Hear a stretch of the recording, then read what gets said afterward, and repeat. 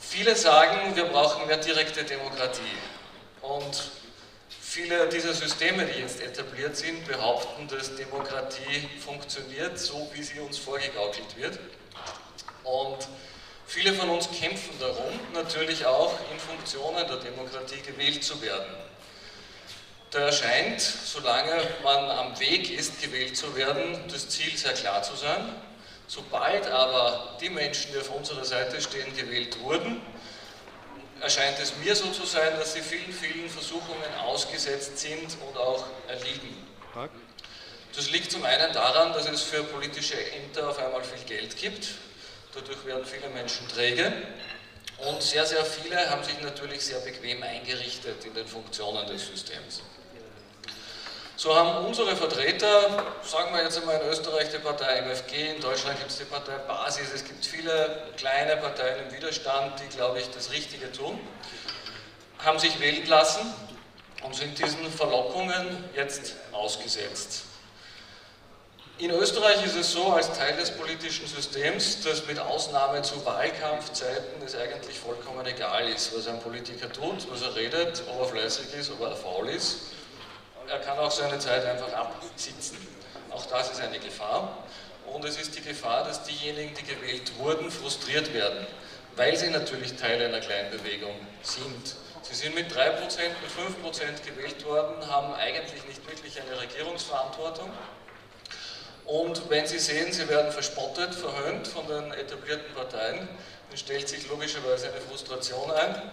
Und es besteht die Chance, dass sie wirklich träge werden, weil sie sehen, welches Hamsterrad eigentlich diese bestehenden Systeme bietet und wie wenig man darin eigentlich tun kann. Sie können Partnerschaften eingehen mit etablierten Parteien, wahrscheinlich ihre eigene Substanz, ihre eigene Essenz aufgeben und mit anderen mitarbeiten, die Teil dieses Problems waren. Und man kämpft dann eigentlich nicht mehr für die bessere Welt, sondern man tut sich mit den Kräften zusammen, die die Welt dorthin geführt haben, wo sie jetzt steht. All das passiert draußen Tag für Tag. Ich habe schon erwähnt, unsere jungen Widerstandsparteien, die MFG Österreich oder die Deutsche Basis. Und der größte Fehler, den die Funktionäre dieser Parteien machen können, ist es, in diesen vorgegebenen Bahnen zu bleiben, die das System ihnen anbietet, die vorgegeben sind. Und das beginnt, und da sind wir bei unserer Medienkonferenz, bei der Medienarbeit. Die Medienarbeit ist für Politiker natürlich essentiell, wenn sie gehört werden wollen.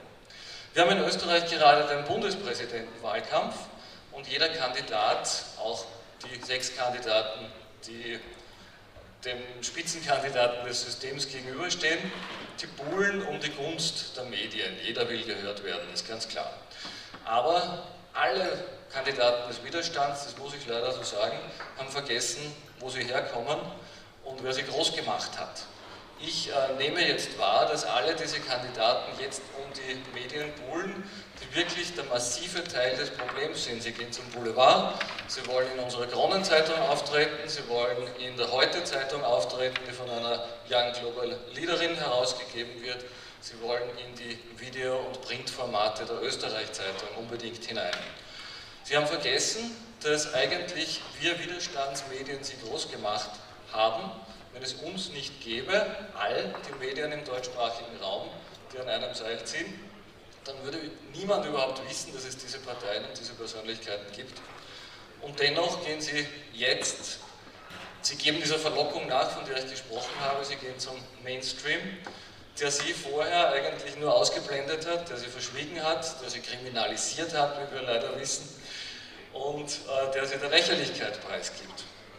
Sobald man einen Funken Macht und Einfluss wittert, bemüht man sich, im Mainstream mitzuschwimmen und vergisst die Alternativmedien. Und das finde ich sehr schmerzhaft. Ein Beispiel dazu aus den letzten Tagen. Unser Bundespräsidentschaftskandidat Dr. Brunner von der MFG ist in einem Interview in der Zeitung Der Standard aufgetaucht.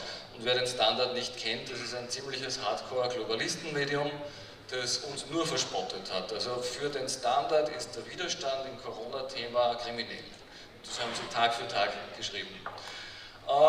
Das Interview beginnt damit, dass im Standard steht, na, eigentlich hätte es ja abgesagt werden sollen, weil der Dr. Brunner mit unserer Berichterstattung nicht zufrieden ist, was ja richtig ist. Aber dann hat er sich glücklicherweise doch dazu bereit erklärt. Und was ist dann passiert? Natürlich hat der Standard nicht fair und objektiv berichtet, sondern er hat den Dr. Brunner vernichtet. Sie haben ihn verspottet, sie haben seine Zahlen in den Dreck gezogen, sie haben ihn lächerlich gemacht und sie haben ihn quasi am Nasenring durch die Manege gezogen. Und ich glaube, das ist vermeidbar.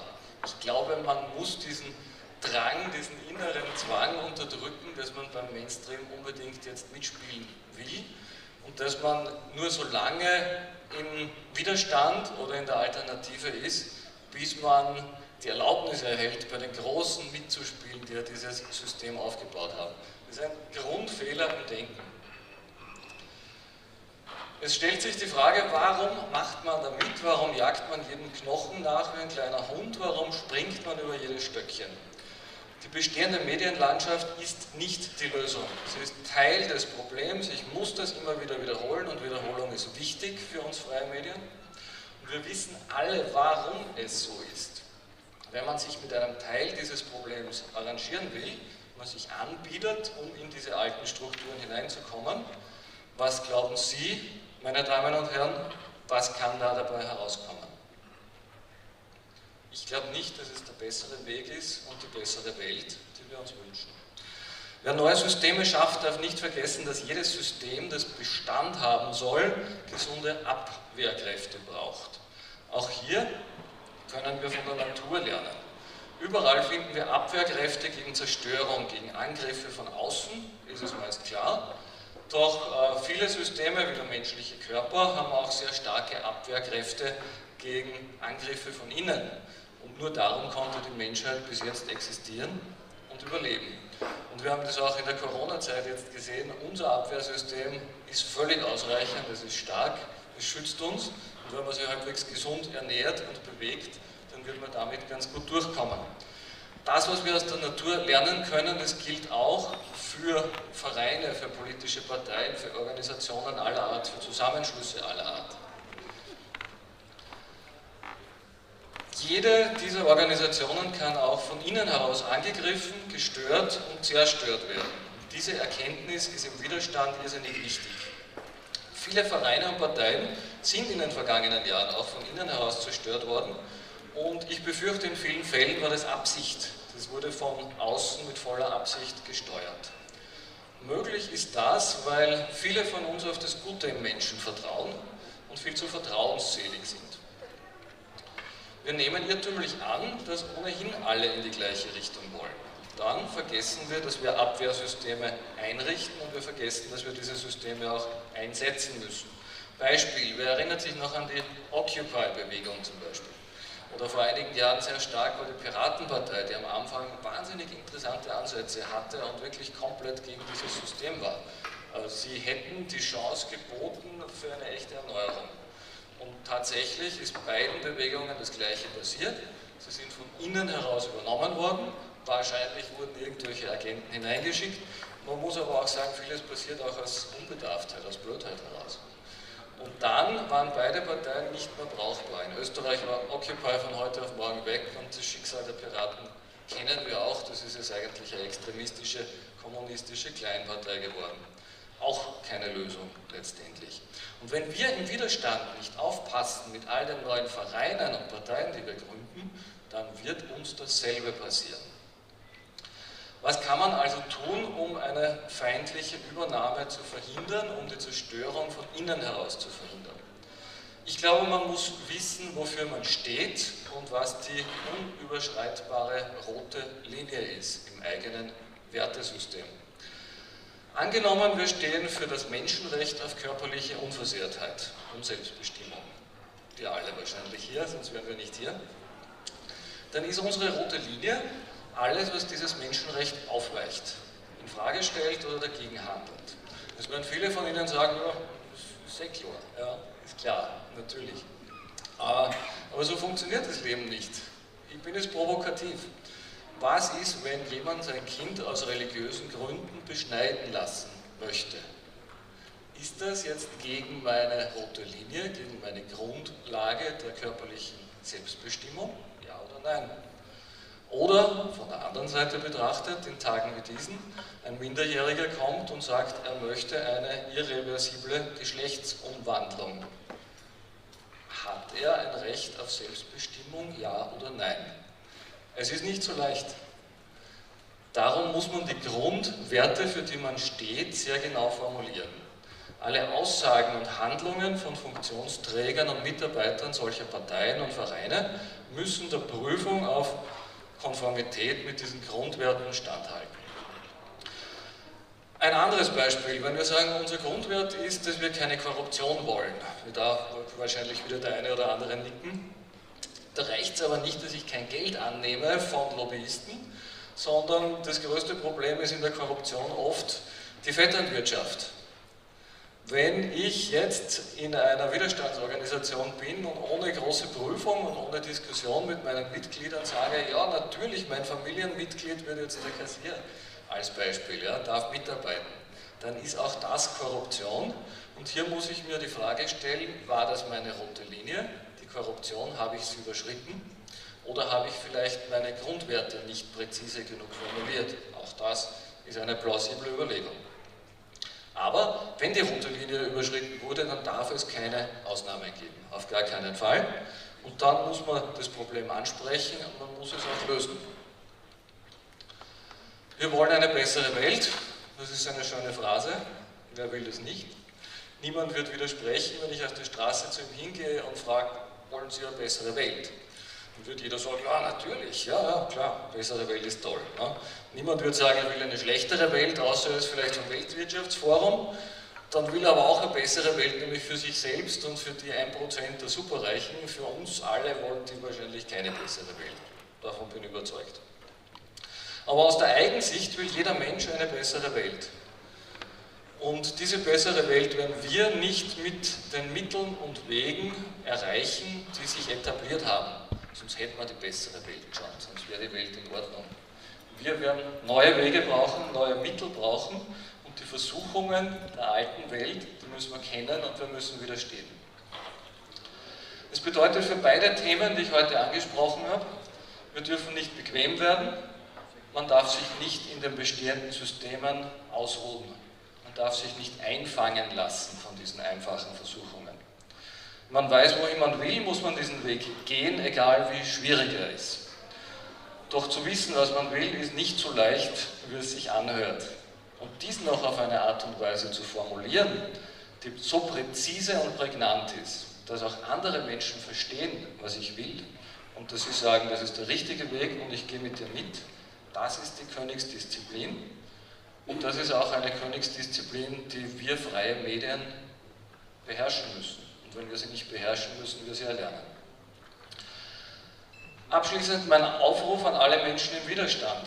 Ganz egal, ob sie eine Organisation haben, ob sie Aktivisten sind, ob sie Journalisten sind, seien sie sich ihrer wichtigsten Werte bewusst. Definieren sie rote Linien, die niemals überschritten werden dürfen.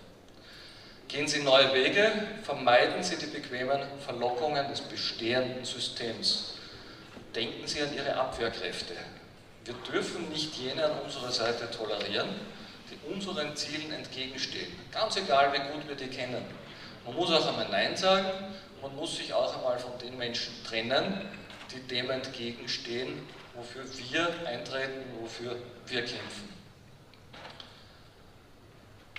Achten wir darauf, dass unsere jungen Pflänzchen, unsere jungen Organisationen überleben, dass sie Abwehrkräfte bekommen und dass unser Handeln von Werten bestimmt wird, die wir uns selbst überlegen und aufbauen.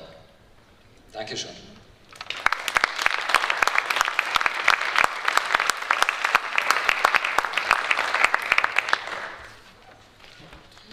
Vielen Dank, Florian Machel. Thank you very much, Florian Machel from Austria. And we are now continuing with our next online guest, who is joining us from France, I believe, at least that's his destination, Xavier Salbert. Hello Xavier, can you hear us? Frage an die Regie, haben wir Xavier Albert im Stream?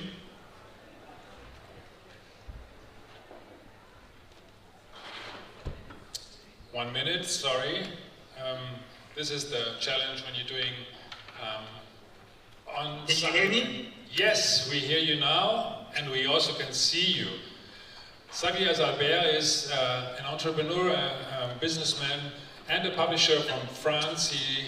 His organization, his publication is François, so a very renowned and esteemed French media outlet, which has been speaking out, and Xavier personally has been speaking out. Xavier, please, this is your floor for the next 10 minutes. Thank you very much.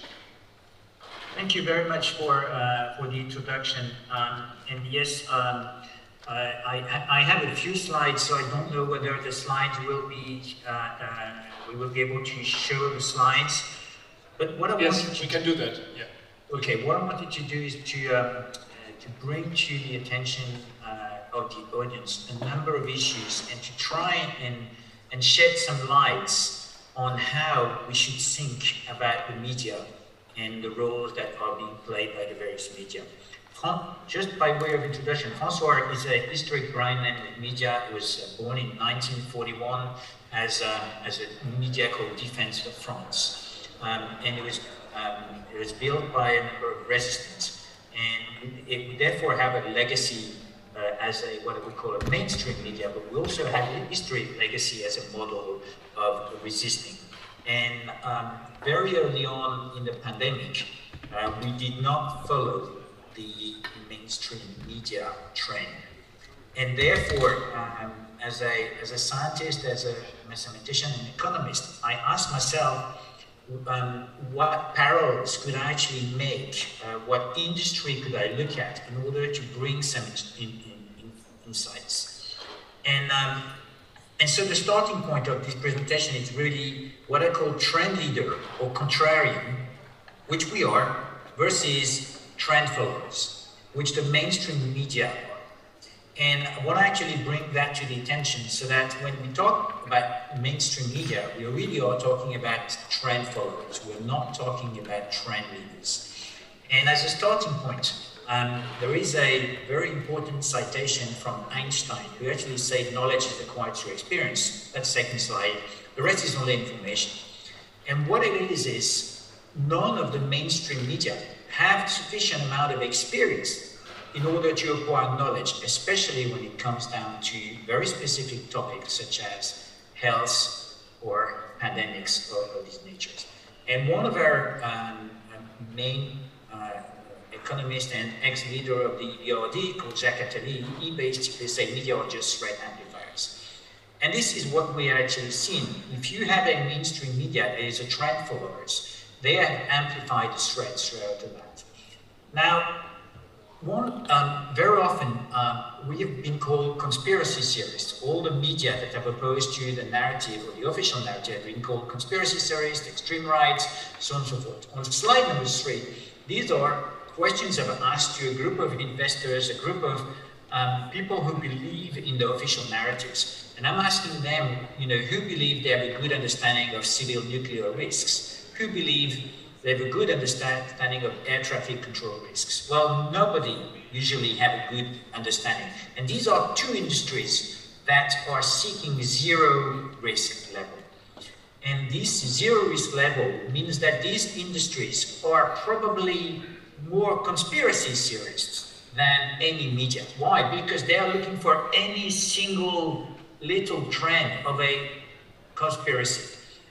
You basically are talking to an air traffic controller, he sees one plane gets off track for a few minutes, then the minute after he calls him, the minute after he calls sort of national security, and then you probably have an air jet going to actually check. Same thing with nuclear risk. If you have like a subcontractor that comes in and suddenly is a new person, then the person is trained in order to identify any modification. And what it is these guys are trained to identify those changes. And journalists, mainstream media are not trained. On slide number 4, I'm actually bringing another comparison, and a comparison with financial and capital markets. And this is really important because financial market is sought to be, and here I'm talking trading, it's sought to be one of the most efficient information systems. It's as efficient to nuclear and air traffic industries because you have real-time information and it requires anticipation. And still, many risks and biases exist. You have information delays, you have insider trading, you have derivative products such as the subprime crisis, you have manipulation of share price, which is available. Now, this model relies on what we call a raw information that can be completed, analysis, recommendation, compliance with ethics and regulatory, and then you have an action. And needless to say that whenever you are recommending to purchase a share or a stock, you have small prints that says the past figures are not a good base for future projection. And that is important because this little caveat parameter is a very important element that journalism or mainstream media are not following. And what it is this industry has managed to have a cohabitation between trend leaders and trend followers. A trend leader is somebody who is going to believe, well, I've got to sell the Apple stock when everybody says we're going to buy it. And he's going to look for a reason to actually sell. Now, selling and buying the stock is pretty much selling and buying an information. Now, if mainstream media are buying the official narratives, then you have alternative media or trend or contrarian media, such as myself. We are trying to find the reason not to buy, or in essence, to sell the official narratives. Now, in the financial industry, the human resource department is really trying to seek those two skills and to make them work together because they're deriving a competitive advantage from that. And of course, you can imagine that if you identify someone that has the ability to predict the future or to anticipate when the stock is going to change from sell to buy, then you have a window of opportunity to create a profit. And therefore, these skills are very well sought after. Now, here is a market which is called an incremental market because, as we all know, the share price is incremental because we're talking about euros or dollars or metric. Now, the next slide is talking about another industry, which I think is important, which is the fashion industry. Now, why is this important? It's important because it relies on what's called a non-linear system where the contrarian or trend leader is king. If you take a fashion designer, he's a trend leader. He's the guy that identifies when red is in fashion and green is out of fashion. And it's non-linear because it's not incremental. It's not incremental red. It's not incremental from green. And at the same time, it's socially acceptable to like green or red. Nobody's really going to question it. So if you don't like green, nobody's going to tell you you're a conspiracy theorist, or if you don't like red. Now, once again, these are industries where you have a cohabitation of trend leaders and trend followers. And again, trend followers are well sought after. Now, in the media, whenever you have a contrarian, such as ourselves, or whenever you have a contrarian, such as all the media that are not purchasing the official narrative, they are selling this official narrative, then suddenly they're being discarded through a series of stickers, conspiracy theorist, extreme wing, anti-Jewish, whatever you want, you will be. So you're being pushed outside. And if we move to the next slide, that has created a very important issue because it's created a media trust or information crisis. And it does not start in 2020 or with COVID. In France, and I'm using French numbers, but I'm sure that these are pretty much the same, there's only 24% of the population that trusts mainstream media. 50% trust official information from government offices. That means 1 in 2 of French people trust government offices information. And 75% of people trust their doctors. So in essence, you have more trust in your doctor than you had in mainstream media. And through the crisis, the trust in the health system with the trust in science, it's probably going to drop. Now, the reason why they don't trust mainstream media is because, of course, they're providing a unique editorial line. There's a number of biases on certain topics. When it comes down to Google or to Facebook, they are trying to build what's called a consensus. And this consensus is very much like you have in the financial industry when you're trying to build a consensus around whether you should purchase a stock or not purchase a stock. So suddenly you have a 1 to 5 scale where you have strong buy to strong sell, but the people who are saying strong sell are not being called a conspiracy theorist again, or strong buy when the consensus is there. So we are using the consensus as it's an agreement scale. And in the mainstream media, what we've seen them and the fact checkers say this is true or this is false. So they try to acquire the status of saying this is a true or false statement, when in essence they can only agree to disagree with a statement. They do not have the knowledge, as Einstein said, they don't have the experience, not the knowledge, in order to actually quote the truth or a false statement. There's also centralized ownership of media. We have that around the globe, a lot of centralized ownership. And in France, we have an additional issue, which is we have a lot of grants given to media. So this creates a bias towards regulatory or government issues. Now, in order to move to the next slide, what I wanted to just continue the parallel with the financial industries. In the media, what do? We have information. We complement this information. I'm going to give some example. We do some analysis, and then we deliver an opinion, or mainstream media are delivering a consensus. The model relies on understanding and fundamental analysis of the information, and not a derivative product from trend followers. And the press agencies such as the AFP and the PR play a very important role in the base information, and the mainstream media publishes information after analysis. They are really publishing a derivative product from base information.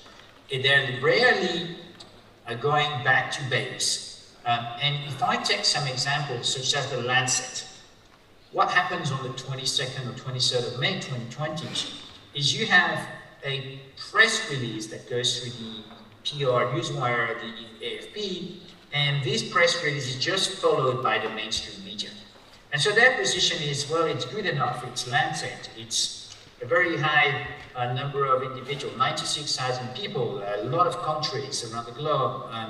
And so, and by the way, everybody else does the same thing, so we are just going to follow and get on the bandwagon and follow the mainstream media. So everybody publishes this information. Now, when we have a stock whose share price goes south, meaning it really drops significantly because there is a rumor or because there is a production issue, the first thing that an analyst will do is he will call the CEO of the organization, and he will just think, okay, well, tell me what happened. Yeah, I want to know before I change my mind or before I just go from buy to sell. Now, what did we do with the Lancet? And I'm still one of the rare person. I just called Mandeep Mehra. He was the CEO of this study. Mandeep Mehra was the person that was a Harvard medical doctor, CEO of this study. I just complemented my information. And then, through this complement of information, I did an analysis. And my opinion, my view at the end was, well, I'm not going to buy this story. I'm actually going to sell the story. And I didn't, and therefore, I followed my analysis, and I never changed my mind. Basically means that the mainstream media had to change from buying the story to selling the story. And it took 2 weeks. Now, there are other examples of that. You can say the origin of the virus, where the official narrative was, well, it's not man-made, or at least it's natural. And then suddenly there was a momentum change towards 99% of people believing that it could be made through a lab. And there was significant information. So we can see this momentum. There's changing. It's taken a year. Now, remdesivir, which was suddenly a drug that everybody talked about without sort of really looking at the side effects. But very early on, we could actually look at the side effects, and we could find out that it was a toxic drug. It took 6 months before it got discarded.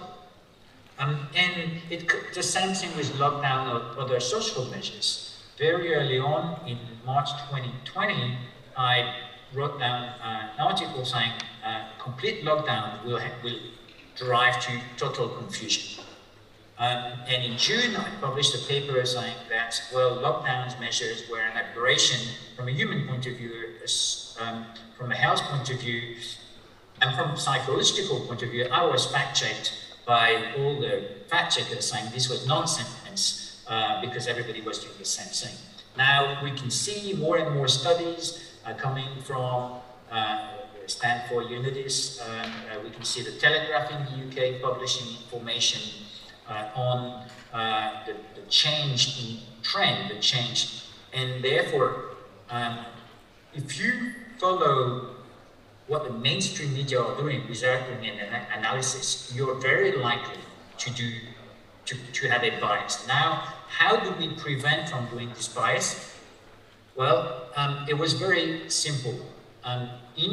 In France, I could have stayed with my peer, which means I could have stayed with French people, and everybody was going to say, well, we're doing the same thing, therefore I have a confirmation bias. What we did is we conducted more than 300 interviews now around the globe of doctors, lawyers, and when the mainstream media were telling me everybody does the same thing, in fact, I was getting a different point of view. So we did not buy that narrative that everybody was doing the same thing. We thought that it was more intelligent to go and do third-party analysis by really going to these various countries.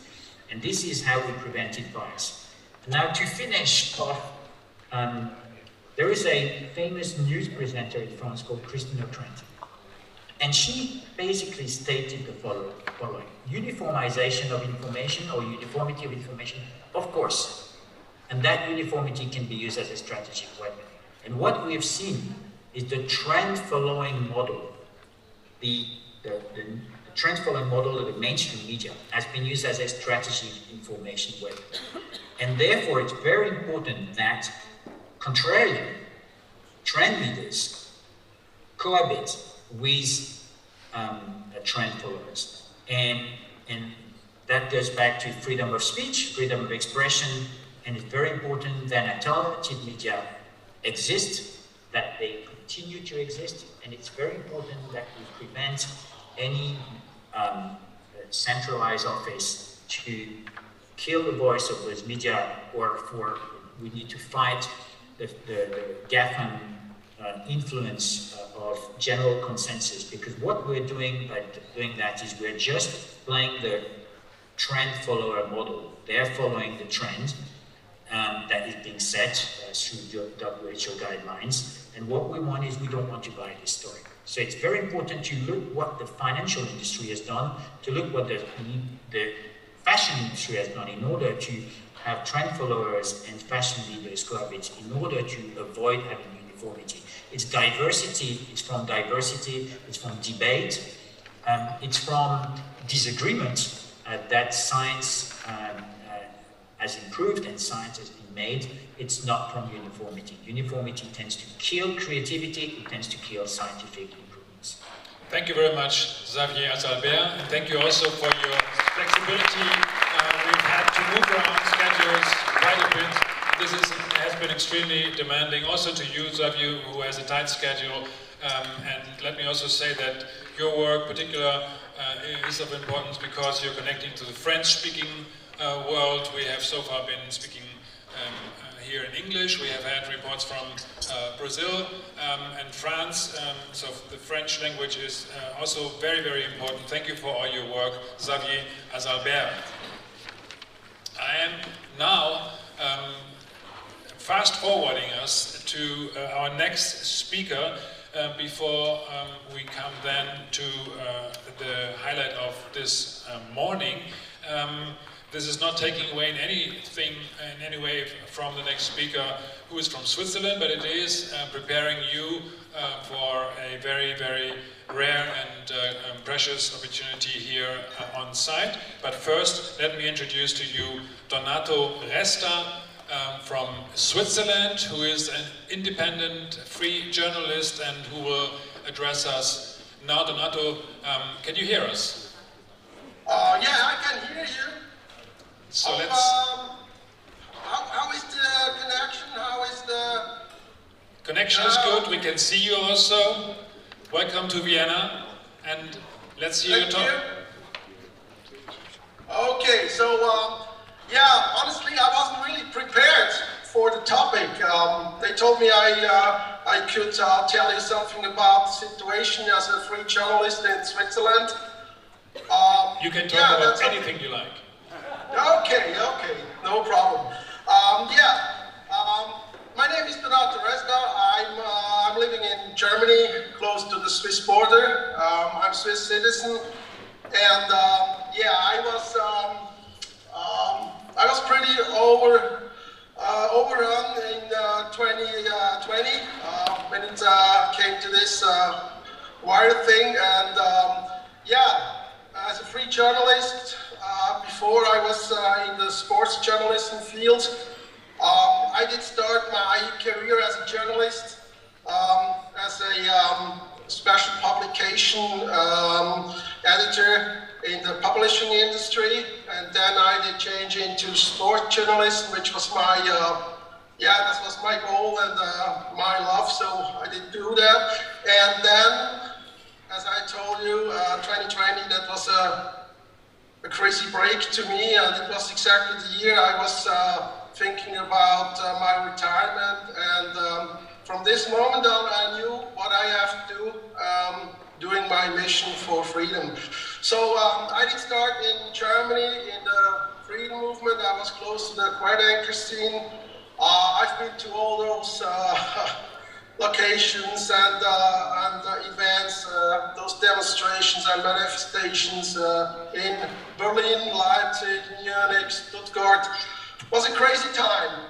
And then, as a Swiss, I was really looking across the border to see what's going on. And to me, it was not the situation I really did hope for, because I thought the movement wasn't the real movement. They did really sleep.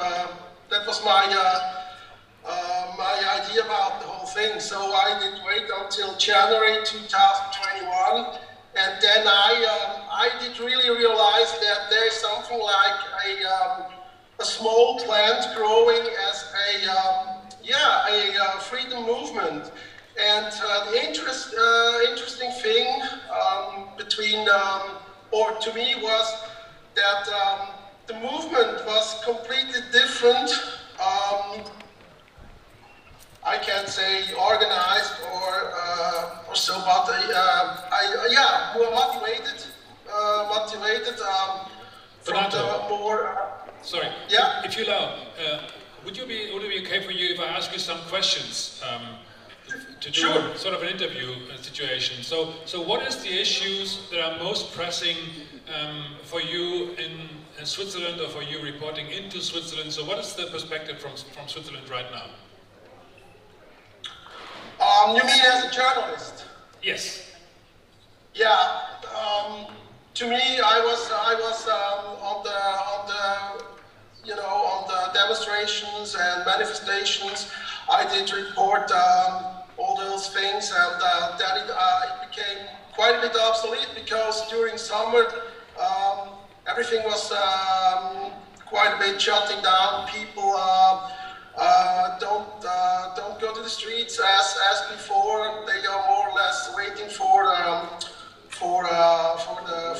fall or winter, because you know what's going on maybe in the near future. So now I'm focusing more on my journalism part, supporting the liberal movement in Switzerland, the FPS. I'm doing coverage. I support the initiatives and things like this. We are strongly heading for introducing or explaining to people in Switzerland and even out into the world the importance of keeping the cash, the money. I mean, the possibility to pay cash. That's as a journalist also very important to communicate about all those important things. Right. But then Switzerland is the center, or has been one of the centers of banking industry, of finance. So how is it being received when you are highlighting those trends and asking people to not go into digital currencies and use cash instead? What is the response you get? You mean from the establishment side? Generally, yeah, or even from the public, yeah. You mentioned banks before. Yeah, you know, in Switzerland it's very special because you can go out, ask people on the streets, try to explain them about the importance of still paying cash-wise, and the most of the people they say they argue, oh no, it's no problem. We won't lose the cash. This is not possible. They don't really believe that the agenda is really going on, and they are quite a bit blind. They believe it will be like it ever was, and yeah. But by the younger people, it's quite a bit more difficult because a lot of them they argue, yeah, it's okay paying cashless. I got a card. I have not to care about everything. I go to the cinema. I go. I don't know. Public transportation systems. No problem. So this is really it's a hard thing to inform the people and telling them what's going on. Right. On the other side, the establishment, the banks and the related institutions like the post service and other institutions, they are pushing the cashless agenda pretty hard, yes. So how is it then Switzerland is trilingual or even fourlingual, so quadrilingual?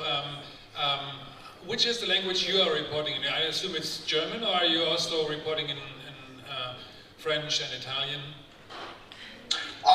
Actually, I'm reporting only in German. I do some interviews and coverage in English if there is a need. But I could in Italian and French. But you know, the problem here is. Swiss German part, when it comes to the people's movement, is much stronger than so far, unluckily, any other cultural region. So, but we are working on that, and I guess it will be much better in the near future because people are getting more sensitive right now. Right, thank you. So, last question: are you open for cooperation, or what is your position on cooperations with other media outlets, with other journalists, even internationally? How do you mean that? Yeah, I mean, are you open? Do you cooperate already? Who do you cooperate with, or are you open to considering cooperations with other journalists to share content, to maybe translate? For example, I'm thinking of this wonderful documentation of John Titus, or the Plenary's Men, I think it's called, about the specifications of immunity for the financial industry coming out of Switzerland, out of Basel. So this is something which I think would be very worthwhile translating, for example. Is this something you are also working on? You know, I'm pretty open. I'm working in different kind of fields. There's no problem to get in touch with people in this kind of field or corporations. I'm close to the People's Liberal Movement called FBS in Switzerland. We are also in a project to introduce, to innovate a new publishing platform, a free platform, which we will open and show the people the different kind of parts in journalism. So I'm open, and I'm pretty interested in everything. So I suggest let's connect afterwards, and thank you, Donato Resto, for your presentation, for the interview, for the improvisation. Also on your part was very short notice, and it was good to hear from you from Switzerland. All the best to you. Thank you. Thank you to you too. Thank you. Maria. Hello everybody. So it's an honor for Uwe and me to announce our next speaker. I think all of you know him, all of you appreciate the great work that he has done throughout the whole beginning, throughout the whole time, from the beginning on. And it's really a big honor for us to welcome Professor Sucharit Bhakdi now on stage. Please, dear Sucharit.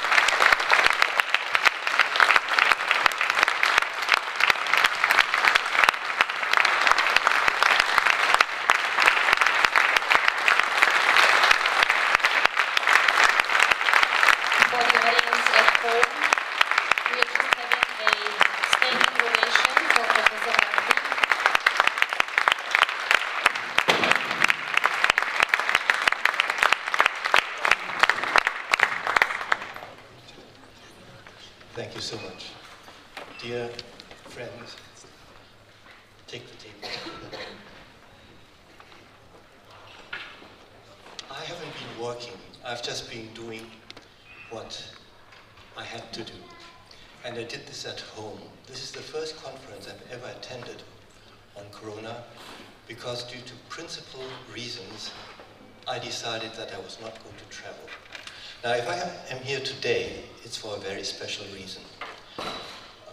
4 weeks ago, I don't know where you saw the video released by the WHO, where they proclaimed that it was their intent to introduce mRNA vaccines for all vaccinations on Earth, and then go from there to treatment of all other diseases, including cancer, etc. And you may know that the first mRNA flu combined vaccine with corona has already been authorized. And there are major attempts to introduce this new mRNA vaccine against the flu this autumn worldwide. Switzerland has joined in, Germany is joining in, Austria is joining in. Now, at that point, my wife Karina and I said, we have to travel. And we have to try to get a message through that will be heard. And I'm going to get this message through now. And I need 15 minutes, that is all. What people do not understand is that all mRNA vaccines are dangerous and are going to threaten life. It does not matter whether the vaccine encodes for the spike protein, for the measles protein, for rubella, for the flu. It does not matter at all. Why? Because the whole danger of the vaccine stems from the ability of the immune system to recognize non-self. So may we start with, okay. I want to tell you about the danger of mRNA vaccines. And this I have done with my wife, Karina Rice, who's also here, but taking care of the little one outside. Now, this is a cell, this house. And if a cell makes a protein, then fragments of that protein, it's like sawdust when you're sawing wood, become exposed on the outside of the cell. You have the circle, the triangle, and the rectangle. These are small fragments that appear on the cell, always. There's no way to prevent this, it's necessary. Now these fragments are recognized by your T lymphocytes. And your T lymphocyte, this one? Okay, oh dear. The T lymphocytes all look the same in your body. It's like marbles or grains of sand, but they are not the same. They have the distinct capacity to identify the different fragments. So you've got cells that can identify the circle, the triangle, the rectangle. And if this happens, then those T lymphocytes are going to attack the cell and kill it. These are the killer lymphocytes. Now, what is the meaning of all of this?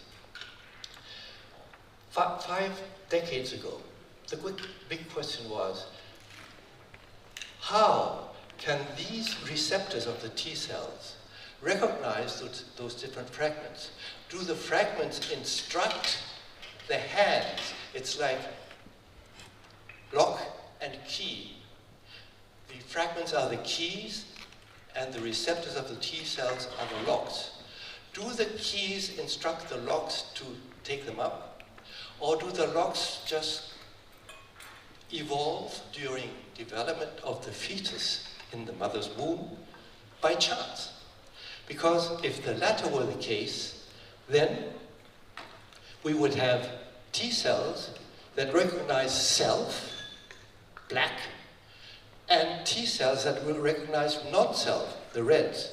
And this non-self is defined simply by the fact that it is not in the body of the baby, all right?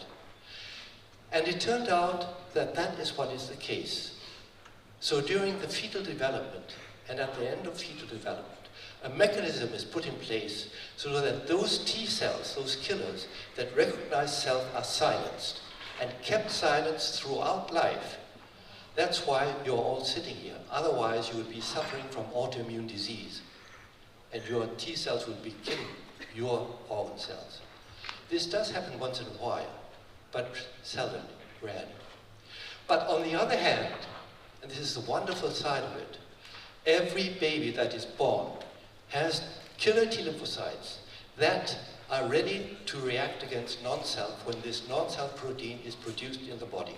It does not matter whether it is corona or flu or measles or you name it, you have it. And so a baby is born with a T directed against corona. This might be corona. And when the baby gets infected with the first infection, is corona, up jumps the T and goes into a bout of training. And during this training, the T lymphocytes, the locks get better and better. They fit better and better and better.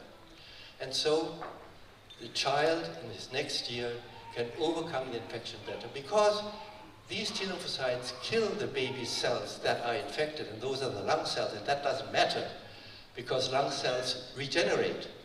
This is the big secret about immunity.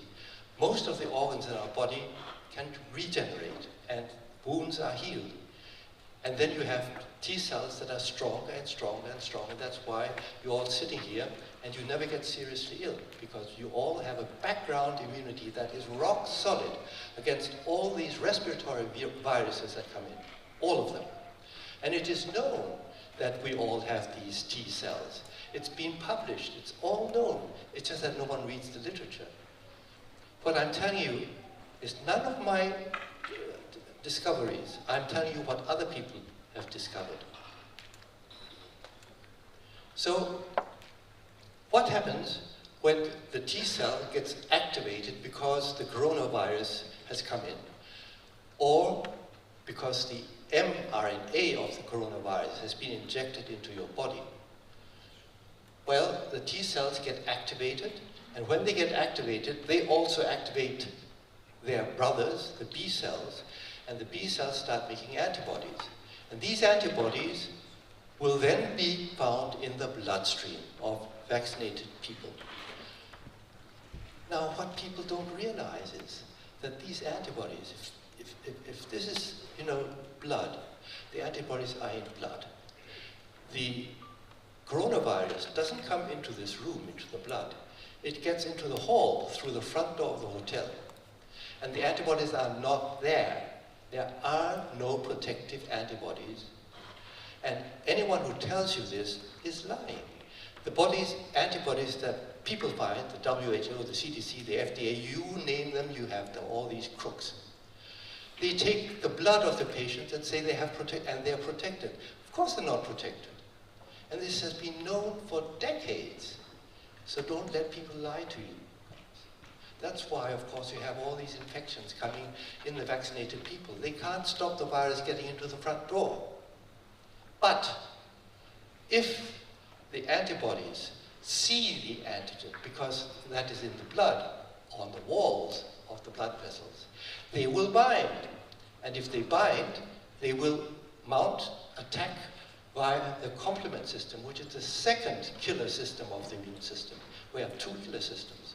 One are the T lymphocytes, the killer lymphocytes. The second, unknown, but even more powerful than the killer lymphocytes, is the complement system, which is the sister system to clotting. So if you activate clotting, blood clots. If you activate complement, complement kills. Okay. Now, what is a horror scenario is that this is supposed to be a blood vessel. And you see the vessel wall in one, the inner lining of the vessel wall contacts blood. So anything that is in blood contacts the wall, right? And we know that these mRNA vaccines, all of them, are going to enter the blood in masses, in numbers that are unconceivable. You cannot imagine how many of these are going around in the body of all those poor vaccinated people, children, women. And the cells that they meet most and all the time are the cells of the vessel lining. So it is inevitable that each and every mRNA vaccine packaged in these lipid nanoparticles are going to enter the wall, vessel walls, which is the tapestry, if there were a tapestry here on the wall of this room. And then, this is number two, you see there, you see the mRNA vaccine entering the vessel from the bloodstream. This is something that the virus can never do, you see. Number three, the mRNA is in the cell. Number four, mRNA causes production of that protein for which is encoded. 4 and 5 is the attack by antibodies and by the killer lymphocytes on the vessel wall. And this is the end of the intactness of that vessel wall, wherever it is. What happens then is that you will have a trigger for clotting, always, because whenever you scratch the vessel wall, you are going to be planting the seeds for clotting.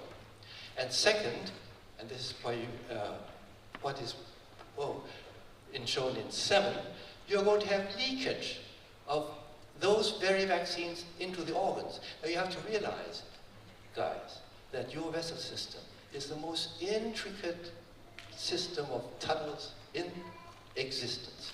And that system is completely, it's not possible.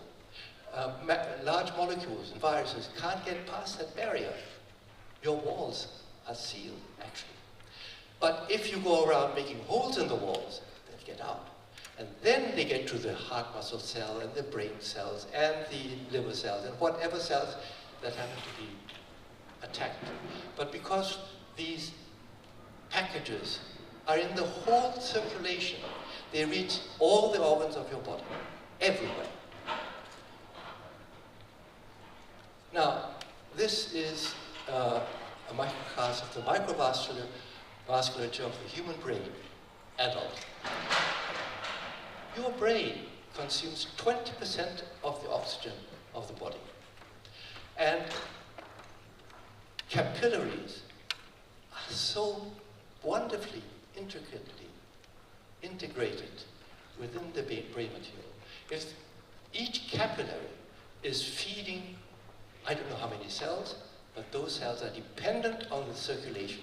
If a clot forms in these capillaries, if something happens to the capillaries, those cells that are being fed are going to die. Now, you know how wonderful our brain is. Nature, God, someone gave it to the human being. And each area of your brain is responsible for something else. One is responsible for recognition, for memory, for movement, for your psyche, for empathy, for your personality. No one really knows where what is, okay? But I can tell you, dementia, Alzheimer, is associated with, very often associated with microclots and micronecrosis in the frontal brain. It's very typical. But of course, there's also an area that if you knock it out, you get jerks, Huntington disease, you know. So you cannot afford to clog any single capillary in the brain. If you do this, there is going to be consequences that are irreversible, because the brain, the heart is similar, by the way. The heart consumes 10% of oxygen, and the athletes, you know, I saw tennis yesterday, then the heart consumes over 80% of the oxygen. And each of these capillaries in the heart is responsible for feeding myocardial tissue, and if that dies, it is the second organ that cannot repair the lesions. It's dead for life. Imagine. Now, we said over 2 years ago, it has to be feared that these spike proteins, of course, will be appearing then on the vessel wall, and that will seed the roots for thrombosis and for leakage. Can this be shown? Well, let me tell you that there's a paper now in preparation by a very, very wonderful pathologist whose name is not mentioned here on purpose. He does not want his name mentioned. The paper is not yet published officially. What he found was something so startling and so unique that I said, I'm going to use this chance to show it to you. So what he found was, there was a man deceased after the 3rd vaccination, and no one knew what he had died from. And the pathology looked at his brain. And what he found was listen very carefully, multifocal means at many points in the brain, many. Necrotizing means dying and dead. Encephalitis. This is something that has been reported about 10 times in the world literature following infection by the flu, influenza.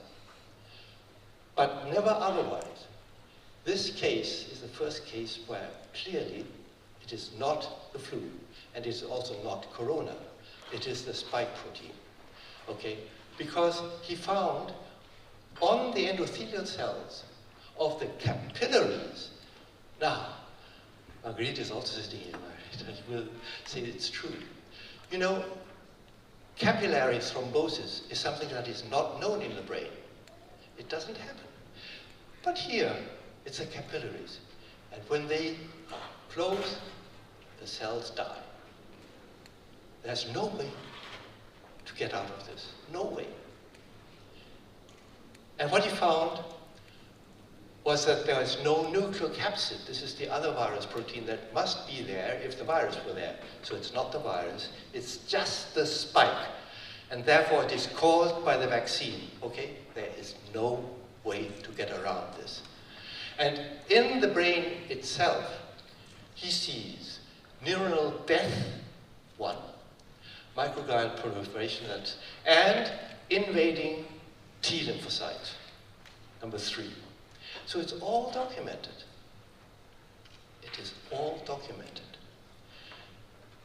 He has also looked at 2 hearts of patients, one who had died of acute heart attack, the other had died of aortic aneurysm, but he found the same things in the heart. And there again, he found spike proteins in the small vessels, in the smallest vessels of the myocardium, which you see here. He saw something that has never been described in pathology textbooks. Areas, yellow, of scars. These are cells that had died some time ago because this vaccination had been repeated, booster. So the yellow are the cells that had died, and these are the scars that had formed already at death. But beside the scars, in the red part, that is the muscle, in the muscle itself, he found lesions, acute lesions, growing lesions, with lymphocytes that were obviously killing the myocytes. Z-band damage means that these cells are going to die, and dead cells, that's number 4, fresh, just before death. Now, I don't care whether anyone is for the vaccination or against the vaccination. I care so much that everyone knows that these data are now there, and they speak such a clear language that it is not our job to fight anyone. I never fight anyone. I'm trying to bring the two halves of our society together again. Because, and I'm talking to the mainstream media, I'm talking even to the politicians, because the politicians have no idea of what they're doing. So let's not fight against them. Let's talk to them so that we all come to our senses and say, this cannot be allowed to happen. Even if the WHO says so, don't. And remember, this is the last thing I want to say, the WHO is a private club, like a private football club. A club that is being financed, has been financed at the top by what? Bill Gates. Bill Gates is now number 2. Who's the top financier? Germany. The German taxpayers are financing the WHO and enforcing mRNA vaccination, because, of course, it is the German companies that are earning most and donating.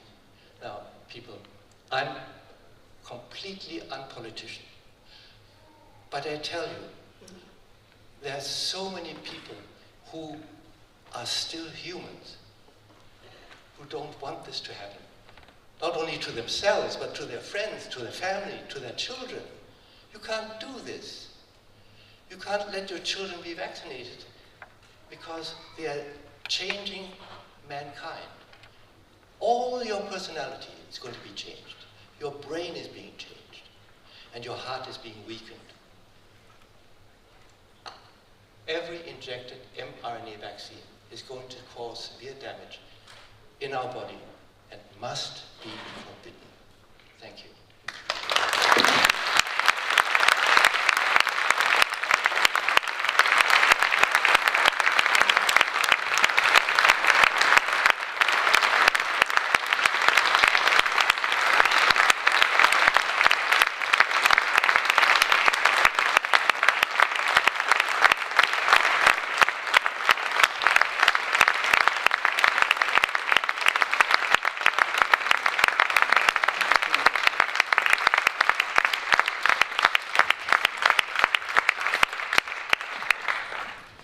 Thank you so much, Sucharit. This is your applause for the audience at home. We just had another standing ovation. We know what you've been through over the years, and you're here, you're here with your family, and it's really a great honor that this is the first conference you're attending in person. I'm looking so much forward to hearing you and your beautiful wife, Professor Karina Reis, on stage tomorrow in our Better Way conference. So, Sucharit, Professor Bhakti was so nice to say that he has some time. Can someone quickly tell me the time? Or I have my cell phone here. So it's 12 and 5 minutes. So we will have now 25 minutes for questions from the audience. My dear co-host Uwe Alschner and I will be in the audience here with a microphone, if this is okay for you. So we will then go through. If you have a question for Professor Bhakti, please raise your hand and we come over. Dankeschön. Thank you.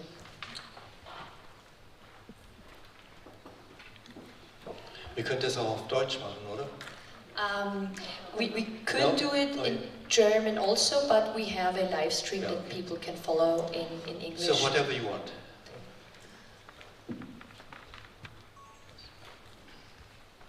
First of all, thank you for being here today and starting to bring your wisdom to the world. I really appreciate you taking a stand. Is that better? We met earlier in the hallway and had a little conversation, and I'm struck by your humility. I offered you my gratitude, and you were just so humble and said, I'm just doing my part.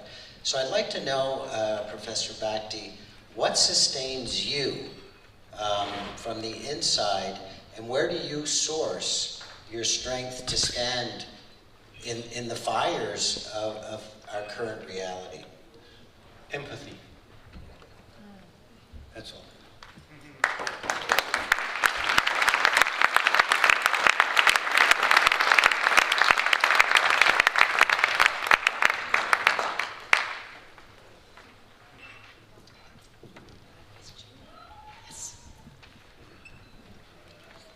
I really appreciate that you're here in Vienna. It's a very strong sign for the people. Thank you so much, Professor Bhakti. My personal question is, how can you stand all the pressure from all the world? It's on your family and on your personal situation. Well, it's very easy. You see, I don't worry about myself, and my family doesn't worry either. I had an interesting discussion with a psychologist, talking about the psychology of this. And you know that the one thing that is driving this whole madness is that they have managed to use fear as an instrument of getting into the minds of people. Because the fear instinct is the instinct that all humans are born with, all animals are born with this. They need the instinct to survive. Humans don't need this instinct anymore. But it's so deeply, rooted in everyone that it cannot be completely eliminated. Now, the weird thing about humans, because humans can think, is that fear also has an element of lust. I mean, people like being afraid. That's why you have these horror stories, all these things, okay? They will even pay to be afraid, as long as they know it's going to turn out in the end. And this is what these devils have used. You see, they have managed to make the world afraid, not only of the virus, but also of your neighbor. If you're not vaccinated, they're afraid of you. It's brilliant, absolutely brilliant. If I had a hat, you couldn't have done it better. And what then happens is that fear makes people unable to think. So they want to flee. Right? And now come the vaccines that also make their thinking impossible. We see our neighbors around us and say, my God, his mind is crumbling. He's getting stupid. It's really true. And the will is broken. They have no will. So people are becoming enslaved animals. And I have to say, I don't know if anyone here read The Time Machine, H.G. Wells. Who has read The Time Machine, H.G. Wells? Okay, the others go and buy it, okay, and read it.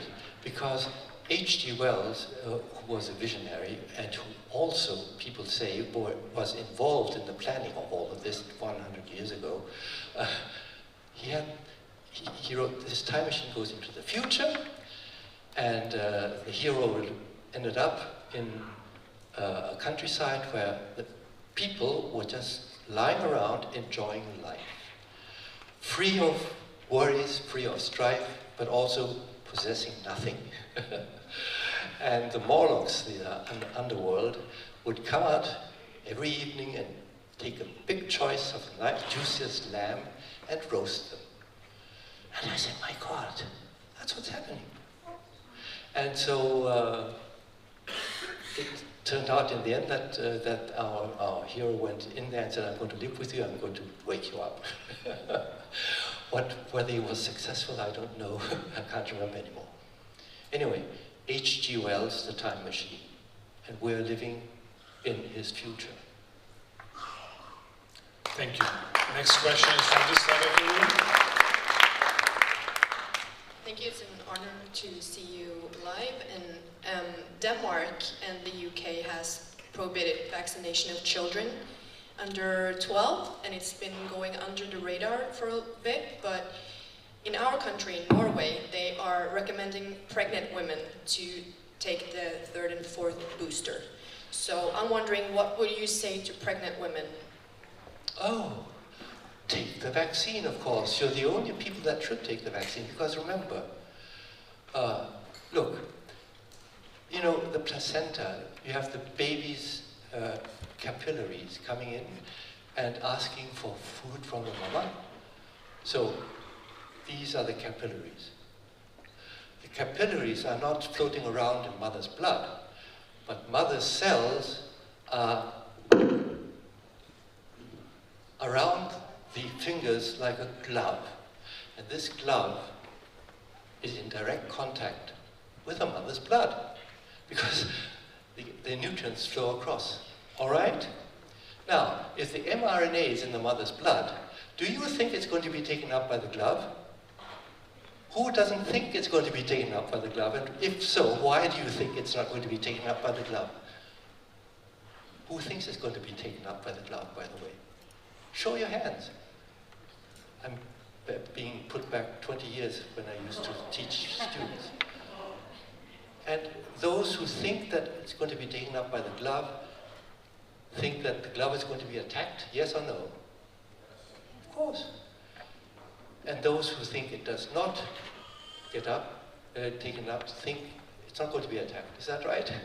No. Of course it's going to be taken up. And what that does to the glove, no one knows, because this is a completely new situation, guys. This does not happen normally, all right? And, but I would not like to be the child in that mother's womb. I don't think so. And I don't think I want to be the mother either. Now, why don't you go to your Norwegian friends, colleagues, and politicians and say, why don't you think about the glove and the tack? And if you don't know what to think, why don't you listen to this first? It takes 20 minutes. I took 20 minutes today. There was no more, no less. And it was intended for school children, this lecture. Thank you, Professor Bhakti. Let me, at this point, add, I'm sorry, because we have had already situations where what you have said has been used and twisted and held against you, because sometimes people make short clips and don't see the bitter irony or the deep humility behind it, what you're saying. So just everyone know that here is someone speaking to us who has issued so many warnings, which all of them have come true, and therefore sometimes there is a bit of irony in the initial answer, and clips must be taken in their entirety.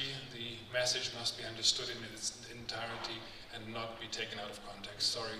Sure, Uwe, thank you very much. Now listen, to come back to your question, how we can stand this. I said, our fear instinct cannot be aroused. I do not know the meaning of fear. I never did. My mother was my great teacher. She was also an MD. She said, a doctor must be afraid only of one thing, and that is that he is wrong in his diagnosis and treatment. So that's the only thing a doctor has to be afraid of. And that has accompanied me through my professional life up to the present day. So I'm not afraid. Thanks again. So we have a question. Yeah, I want to ask, so you explained the mechanism, which is terrible, I mean, which sounds really terrible with all these vaccinated people around the world. And I'm often asked as a doctor, so from vaccinated people, so did we, who start to think, so did we now spoil everything? Or what can we do? Or is that curable? Yes, I mean, thank you. So, yeah. A very, very, very, very key question for everyone practicing medicine. Now listen, there are things, damage to the brain tissue, damage to the heart, that is irreversible, for sure.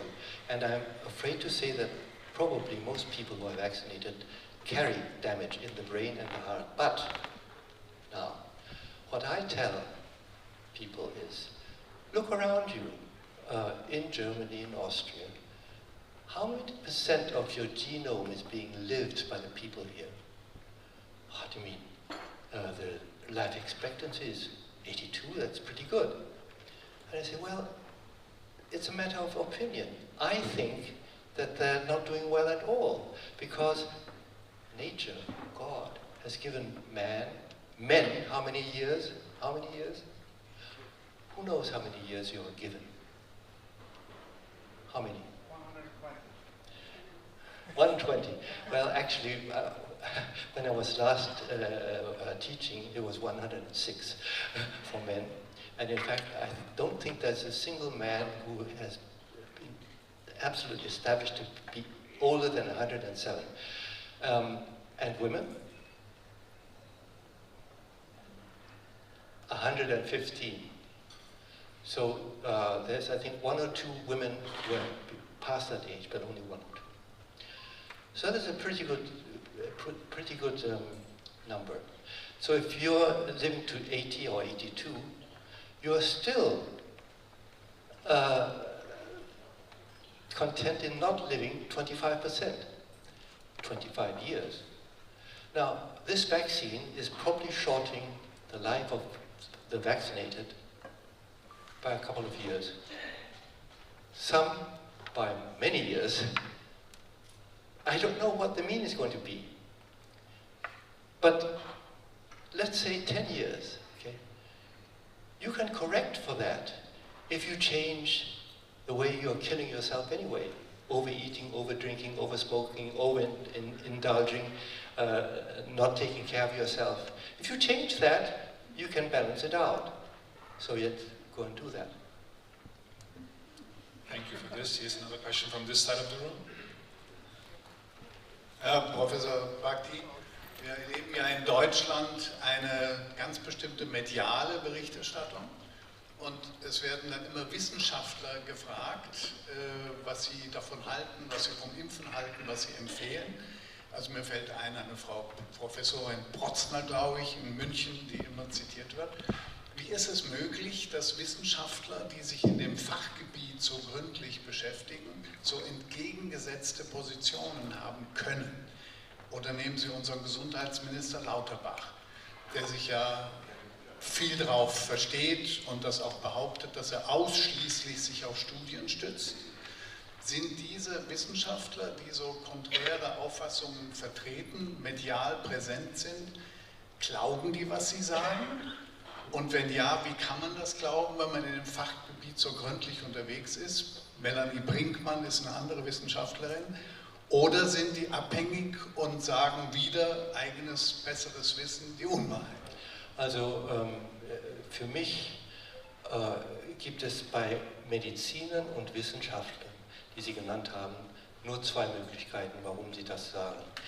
Entweder sind sie mit von der Planungspartie und wissen Bescheid, oder sie wissen nicht Bescheid. Ich glaube, dass die meisten nicht Bescheid wissen. Und weil die Medien sie für die Koryphäen halten, heißt nicht, dass sie die Koryphäen sind. Lauterbach zum Beispiel ist kein Wissenschaftler. Der hat keine einzige wissenschaftliche Arbeit in seinem Leben publiziert. Der ist nicht habilitiert, so wenig wie Drosten übrigens. Das sind keine Ärzte. Das ist etwas, was ihr überhaupt nicht versteht in den Medien. Frau Protzner ist ehemalige Mainzer, frühere Kollegin von mir in Mainz. Sie ist auch keine Medizinerin. Es ist kein Mediziner dabei. Ja, und geschweige denn ein Immunologe. Und wenn sie dabei sind, dann befürchte ich sehr, dass sie mit von der Partie sind. Das heißt, sie sind voll im Bild, sie wissen, was transportiert werden sollte und sie tun das auch. Und sie werden reichlich dafür belohnt. Reichlich. Das ist der Unterschied. Wissen Sie, wenn man nichts als Lohn bekommen kann, wie ich, dann kann man alles tun, sagen, was man will. Das ist das. Ich war auch, als ich aktiv war, ich habe 22 Jahre eines der größten Institute Deutschlands geleitet. Ja, ich ließ mich nie kaufen. Und ich habe immer das gesagt, was ich gedacht habe. Und ich war deswegen auch politisch nie aktiv. Ein anderer, der diese Linie verfolgt hat die ganze Zeit. Wir wussten voneinander nichts, ist Wolfgang Wodak. Er ist der zweite Deutsche,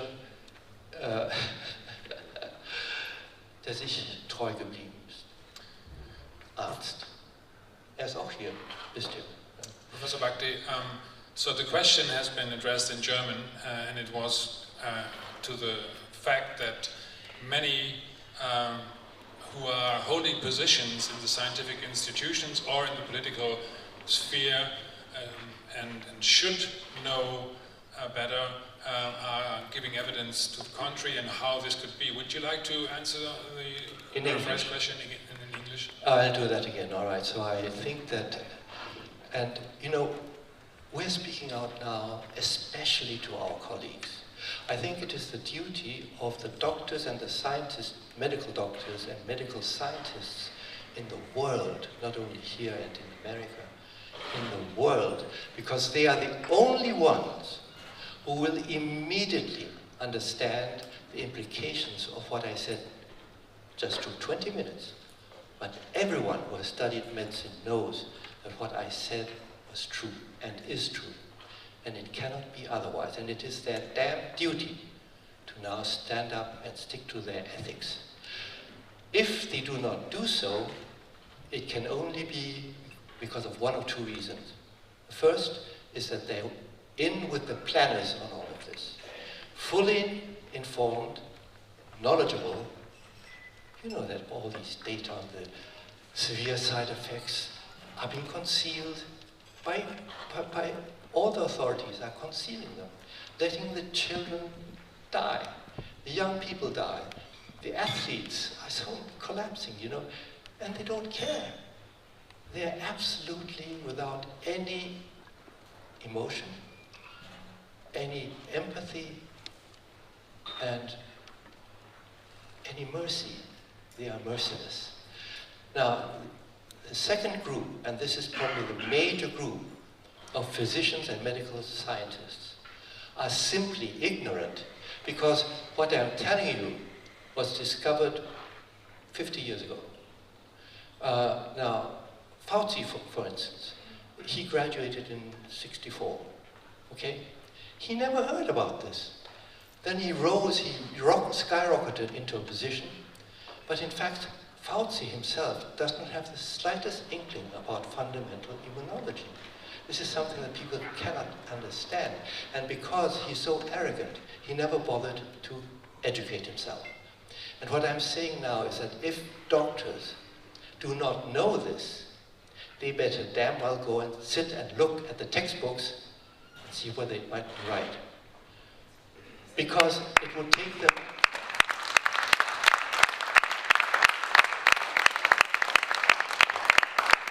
I don't care whether their name is Lauterbach, who studied medicine, graduated in some form from medicine, but never practiced as a doctor, never undertook any scientific work at all. He doesn't have a single publication to his name, and he says that I rely on scientific publication, but he doesn't understand them. He cannot understand them. And he's too arrogant to go and sit down and try to get himself educated. You see, the infectious diseases and immunology of infectious diseases is one of the most important disciplines of medicine. But it is that discipline that has been neglected willfully over the last 50 years. Why? Because with the advent of antibiotics, all the clinicians were saying, oh, all I have to do is give him, you know, blah, blah, blah, and he's going to... And it was known at that time, and forgotten today, that there are very, very few lethal viral infections. If you're going to die of an infection, the chances of dying of a bacterial infection is 1,000 times. There are very few lethal viruses. For instance, rabies. Rabies is the most successful. You know, you get rabies, you're going to die. But there's hardly any other. Pox, yes, but it doesn't exist anymore. And don't go for Ebola, don't go for, you know, because these are diseases that are very easy to contain. You don't need any vaccine. And you're not going to get any vaccine. It's not going to work. What people don't realize is that most vaccines don't work anyway. and the few that work because of situations that are not given in other infections. Just very briefly, and then I think I have to stop soon. What people must realize, and this is a press conference, I'm telling you, those vaccinations that really wrote history and opened the whole door were diphtheria and tetanus by Bering, right? That was 120 years ago. He got the first Nobel Prize in medicine for that, deservedly. But what people don't realize is that those were bacterial toxins, not bacteria, not viruses, but small proteins that swam in the blood to kill people. And the antibodies were also in the blood, and they could stop those vaccines on a one-to-one, man-to-man basis. They just stopped them because these poisons were so poisonous, they were made in minute quantities, so the antibodies would always suffice to neutralize them. And even after the antibody response went down, the residual antibodies still sufficed to neutralize any of those few toxin molecules, because tetanus toxin is the second most lethal toxin in the world, okay? But the situation is completely different with viruses, completely. Viruses enter mainly, almost exclusively through the airways or the gut. And there you never, ever will have enough antibodies that are secreted out to stop them if they come in quantity. That's why vaccinations against viruses do not really work and will not work, cannot work. But the mRNA in vaccinations will maim and will kill. Cannot but maim and cannot but kill. That is the situation.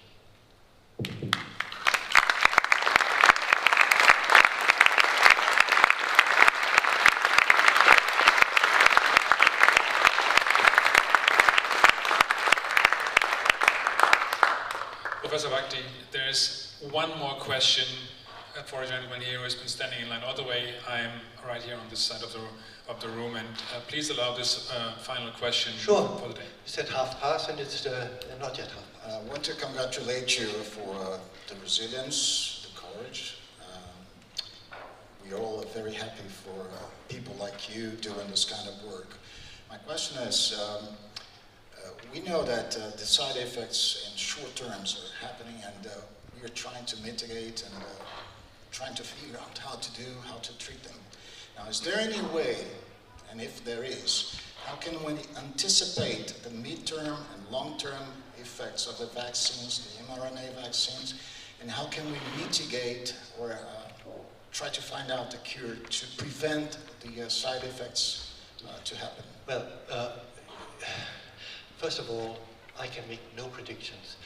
One facet that I did not go into because it would have led into a very difficult field is the fact that the first organ that is attacked are the vessel walls, but the second are the lymph nodes, because these agents get into the lymph nodes, and in the lymph nodes they're going to be taken up by lymphocytes. And these lymphocytes are going to be killed by their brothers and sisters. That's why you have this lymphadenopathy, pain. You even have necrosis in the lymph nodes. We have sensation, pictures of lymph nodes with holes in them, you know. Now, our lymph nodes are populated with sentinel lymphocytes that are responsible for keeping infectious agents and tumor cells under control. So tumor cells are emerging all the time in our body, and as they come up, they are eliminated because they are recognized as non-self. They are recognized as non-self, and there are lymphocytes ready to jump up and kill them, and they do so. So we already anticipated this. I think we wrote this a year ago. I can't remember anymore. that we fear that there's going to be a surge of tumors. These tumors are going to be fast growing. Why? Because, you know, when you start scratching the wall of the endothelium, those vessel walls are going to start making a cytokine, which no one knows about. It's interleukin 8. You may write this down because it's a prediction of mine. Interleukin 8 is going to emerge as one of those cytokines that are driving pathology. Because interleukin 8 not only activates the immune system, interleukin 8 also activates angiogenesis, meaning that the blood vessels sprout and grow. Like in tumors that are growing, they need blood, okay? And if you have a tumor in your body already, and there are many people who have tumors in the body because they had their tumor, it's been, you know, taken care of. But the blood vessels are there, and these blood vessels are infected with this mRNA, they're going to be sprouting like mad. And on top of that, the lymphocytes are going to be gone. So it's a most fascinating scenario. As a scientist, I would say this is the most fascinating experiment that science has ever performed in biology, ever. Unfortunately, it's been performed on millions and billions of people. And now I ask the mainstream media, I ask those who are being rewarded for doing what they're doing, let's not fight with each other. Let's sit down and talk about things like sensible human beings.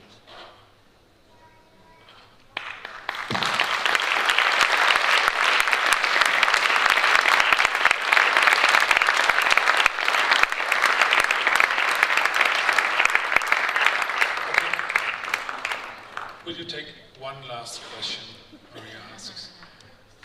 And who can deny Maria her request? One more question. Yes.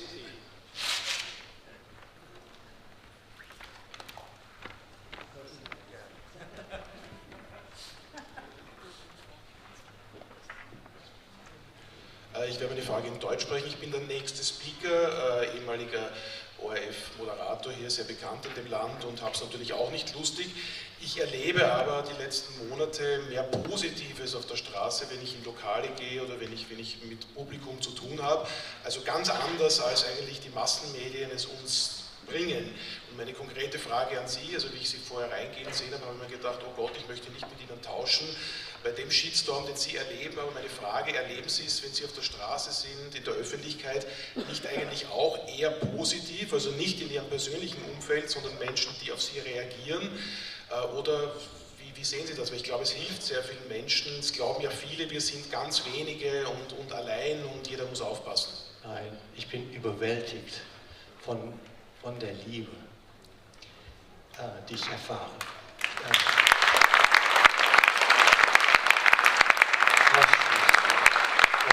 Und ich muss euch sagen, es gab ein Projekt, wurde gestartet, um mich zu unterstützen. Es ging über Telegram Ende Mai. Ja.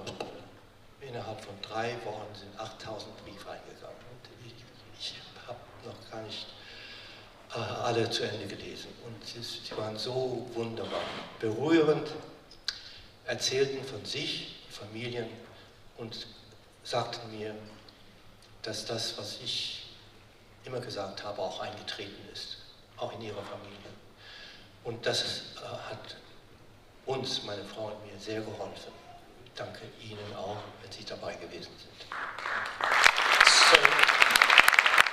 So the question was from someone who has come from out of mainstream Austrian television until very recently, and who has spoken about his experiences of being faced with what do you call it, a shitstorm, but also on the other hand with enormous growth of sympathy from people who are sensing that something is shifting. I hope that's a correct paraphrasation of the question.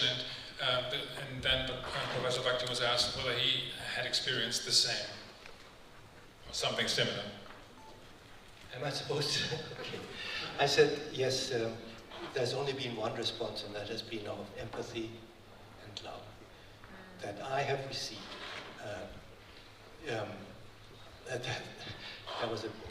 Something was initiated in March via telegram, urging people to write to me to say that they're with us. And within 3 weeks, we received 8,000 letters and cards from all over the world. And yes, so moving. Thank you.